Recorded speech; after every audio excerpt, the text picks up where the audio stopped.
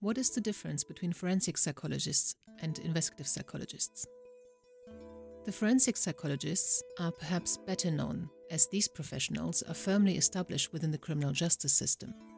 They provide psychological treatment to offenders, make assessments on individuals, and that is both the witnesses and the suspects, mental competency or credibility, and provide other advice to the court.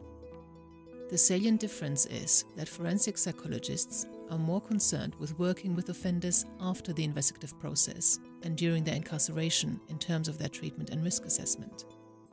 Nevertheless, they can also assist in ongoing investigations by using their expertise in criminal behavior, especially when coupled with mental illness.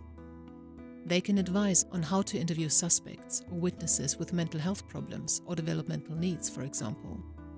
On the other hand, the investigative psychologist's input is more useful before conviction, as they can focus their efforts on helping the police identify the most promising suspects, as well as getting the best evidence from victims and witnesses, in order to convict the right person.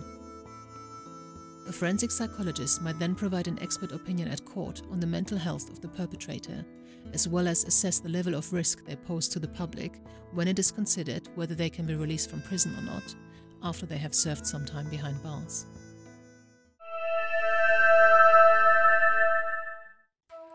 So, here's a recap on this first series. Investigative psychology is a form of applied psychology and focuses on how understanding an offender's decisions and actions can assist in investigations.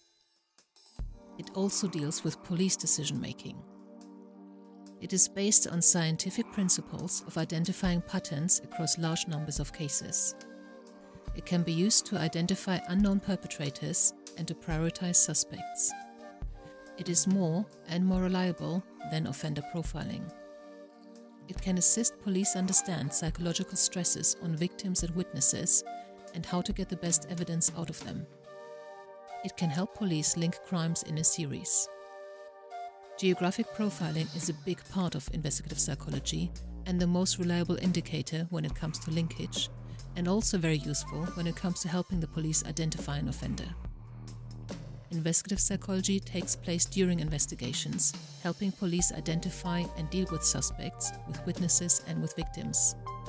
Forensic psychology focuses more on working with offenders and their mental health problems once they are in prison. Use empathy and rapport when interviewing suspects and witnesses or victims. Be observant about what you could learn from each offender.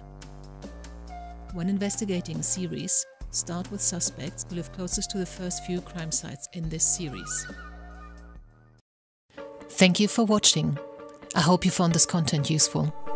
You can get access to each episode's transcript with key learning points, timestamps and references if you get yourself onto my mailing list. Just go to the main EBP Dr website on ebpdoctor.com, and on the bottom of each page you will find a sign-up form for notifications of new content. Just enter your first name, your preferred email address and the type of organization you work for. You will not get any spam. This is just for me to let you know about new content and for you to get access to all the transcripts.